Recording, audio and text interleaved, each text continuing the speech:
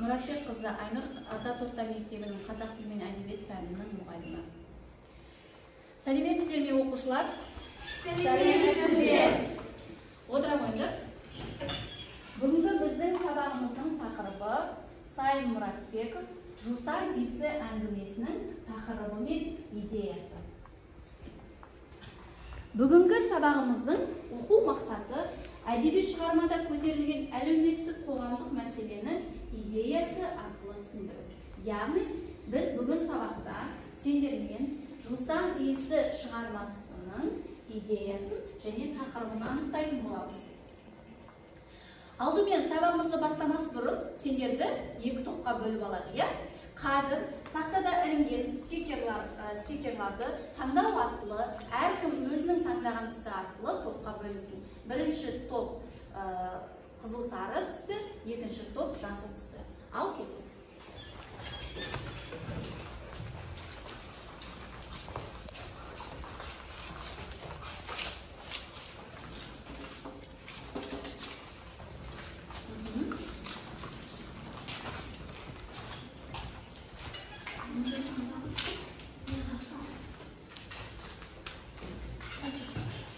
Жақсы, екеше топқа бөліндік, иә? Төрт-төрттен.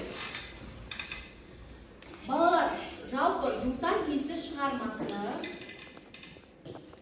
қандай мақсатта беріліп отыр бізге?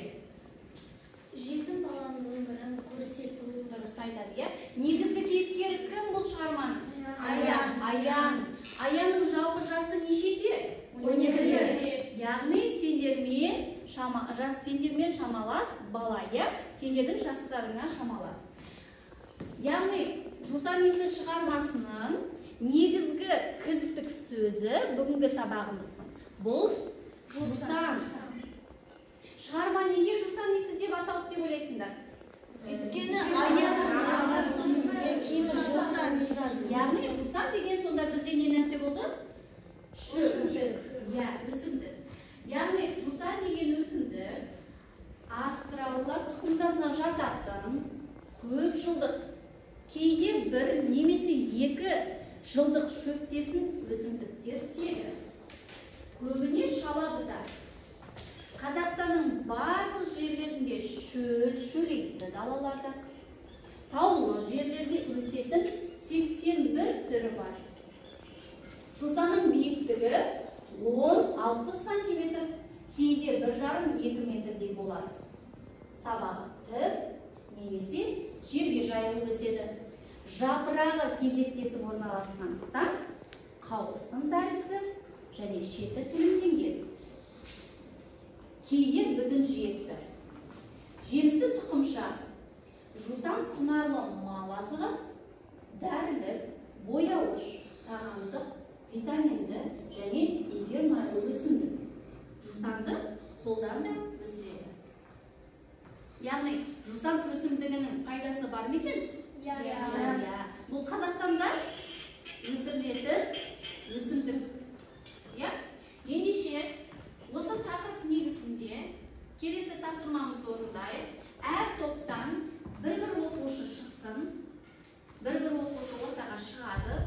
Және де келесі 5 қадам әдісі арқылы сабағымыздың негізгі тақырыбын ашып алайық. Топтан бір оқушы жағында, әр топтан бір оқушы. Бірінші топтан және екінші топтан.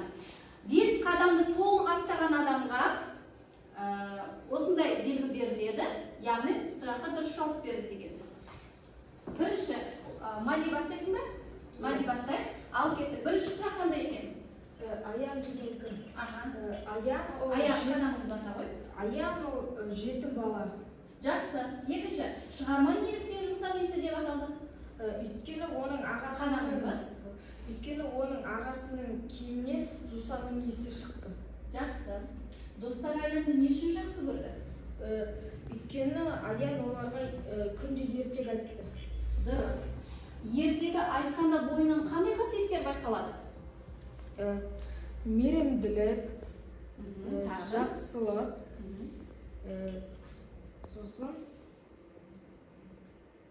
жақсы. Келесі. Не себепті ел қатарлы шана тебе алмады? Өйткені аянның тобығы шығып кете берді. Жақсы. Бірінші топқа қызыл белгісі беріледі. Сұрақтың барлығын толық жауап берді. Және 5 қадамда да аттады. Жақсы, отырамын. Келесі Мадина. Аян кім? Ол жетім бала. Жақсы. Келесі. Шығарма неліктен жусан иісі деп аталды? Себебі оның бір ғана туысы болды, ол ағасы соғыста болды. Оның киіміне жусан иісі сасылды. Иісі шықты. Достары не үшін Аянды жақсы көрді? Себебі ол ерекше бала. Күнде ертегі айтады, ертегілері қызықты. Қадамыңды баса ғой. Ертегі айтқанда бойынан қандай қасиеттер байқалады? Қиялшылық, жақсылық, тағы басқалары. Қиялшылық, иә. Келесі, не себепті ең қатарлы шыңнан тек алмады? Себебі оның тобығы қайта-қайта шығып кете берді. Өте жақсы. Барлық сұрақтарға толық жауап беріп, 5 қадамды да аттады. Жарайсыңдар, керемет болар. Келесі, бізде деген ойын. Бұл ойында мен әр топқа осындай таяқшаларды беремін. Бұл таяқша арқылы бізде сөйлемдер берілген. Яғни осы арқылы егер жауап дұрыс болатын болса, таяқшаны бізде деп көтереміз. Егер қате болатын болса, жоқ деп айтамыз, иә?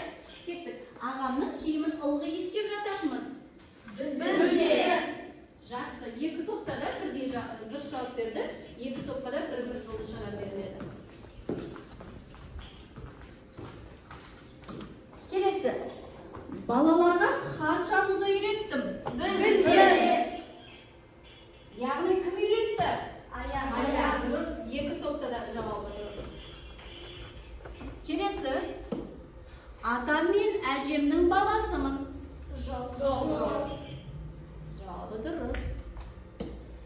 Ертеде бір жетім бала болыпты деп ертегі бастайтынмын. Бізде. 2 топқа да бір ұпайдан беріледі. Келесі. Ағама жиі барып тұратынмын. Жоқ. Дұрыс. 2 топқа да беріледі. Жауабы дұрыс. Яғни ол ағасына жиі барып тұра алмайтын. Себебі Оның ағасы соғыста. Иә. Ол ағасына ылғи не жазатын? Хат жазатын. Иә. Келесі балалар, сабағымызды қорытындылау мақсатында біз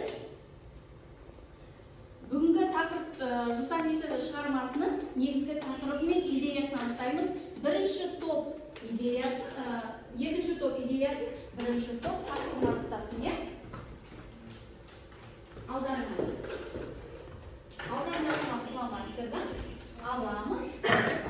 Және әрқайсыларына бір топтан беріледі. Осы берілген топқа бүгінгі сабағымыздың тақырыбы мен идеясын анықтайсыңдар. Дайын болсақ, балалар, ортаға шығамыз. Қай топ дайын? Ортаға шыға берсеңдер болады. Бірінші топ және екінші топтар дайын болды, иә, барлығы? Ал, бірінші шығарманың тақырыбын анықтап алайық. Бастайық. Шығармаға бұндай тақырыптар қоюға болады. Мысалы, жетім баланың тағдыры. Аға сағынышы. Ағаға сағыныш, иә? Аян өмірі. Аянның өмірі. Сағынның иісі. Сағыныш иісі. Енді шығарманың идеясы не мақсатпен берілді, Қанекей? жетім баланың қиыншылығы. Аянның өмірін түсіну үшін. Балаларға берілмеу керек. Жетім баланың өмірі. Жетім баланың өмірі. Жақсы балалар. Орындарына отыра қойыңдар. Әр топтағы балалар өзіміздің берілген жұлдызшалар мынау белгілерімізді санай қояды. Бірінші топта неше белгі? 5, екінші топта 5. 2 топта бірдей тең түсті. Барлықтарыңнан сабаққа жақсы қатысыңдар. 10 деген балл қоямын. Және де үй жұмысына осы жусан иісі шығармасын қайталап мазмұндап келеміз. Жақсы, сау болыңдар. Сау болыңыз.